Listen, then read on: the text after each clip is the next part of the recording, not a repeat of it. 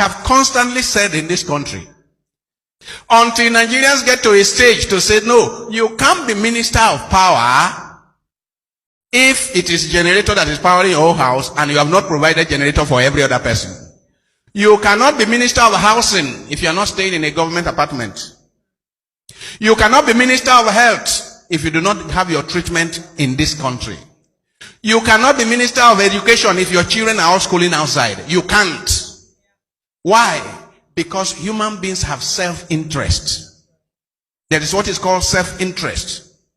If his children are going to go to the government secondary school, he will make sure that government secondary schools are well taken care of.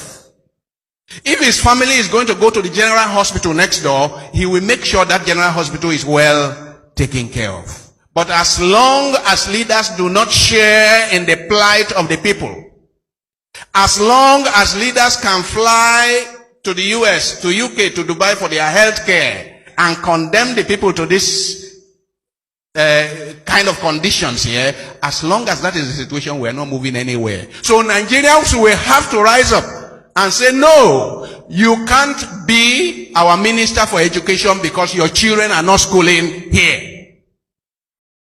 So when you have a situation, rather than the people making sacrifice and demonstrating how much sacrifice you have made for the people, then we say, yes, you be our leader because you have suffered for us.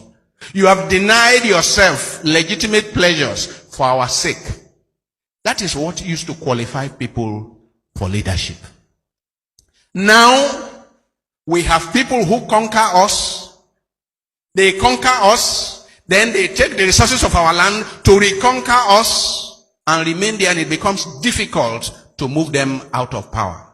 But someday, as I always say, the revenge of the poor is at the corner. The revenge of the poor is coming.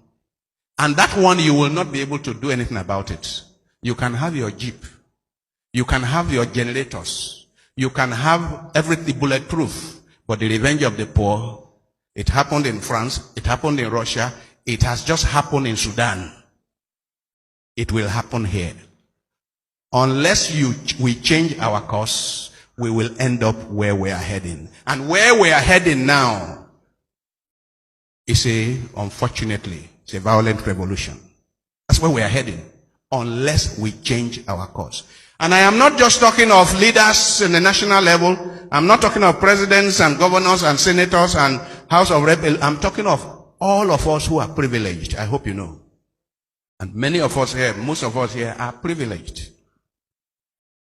What is our concern for the people next door? For the poor people next door, what is our concern? What is even our concern for our megadis?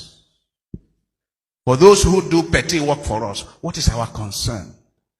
If that is not happening, it means we are failing as shepherds in our responsibility of being shepherds. I hope you know that in this Africa, in this Nigeria, there never used to be a distinction between the neighborhood of the rich and the neighborhood of the poor. I hope you know. I hope you know that poor people and rich people used to live together. That's the heart of the blacksmith. That's the heart of the king. That's the heart of it used to be together. It's a completely new, terrible thing that has happened to us. And people are enjoying it. They are enjoying it. They ask you what part of town you live in. And that immediately you tell them the part of town you live in, you know your status.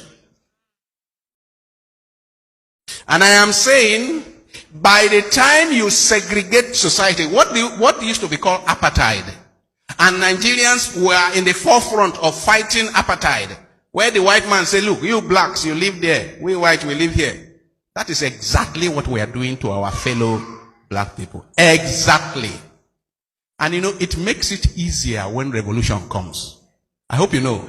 It makes it easier. It means the poor people know where to go.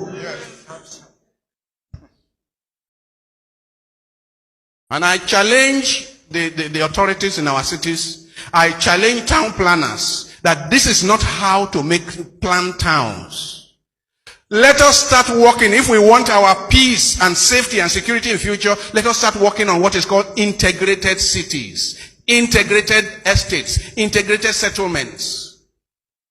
If we want peace, the one we are on now, you will never have peace. We need to have integrated cities where the not so rich and the rich and so on live together and share. So that the children that are growing up privileged will know they are privileged when they see next door the other children. And they go to the same school, by the way. They go to the same school, by the way.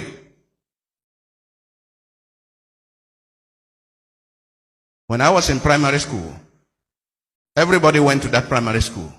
We never knew that anyone was rich or anyone was poor. And that helped us. That helped us. But the society we are creating today, I am saying it is not sustainable. What did I call it? It's not sustainable. We can't run a society like this for the next 100 years. It's not possible.